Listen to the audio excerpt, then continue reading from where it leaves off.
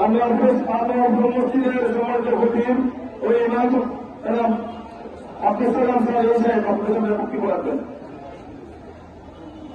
আসসালামু আলাইকুম।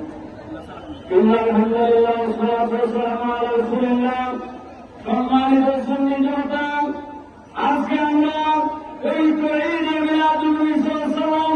উদযাপন উপলক্ষে হবিগঞ্জ সদরের চৌধুরী বাজার জনের মসজিদের সম্মুখে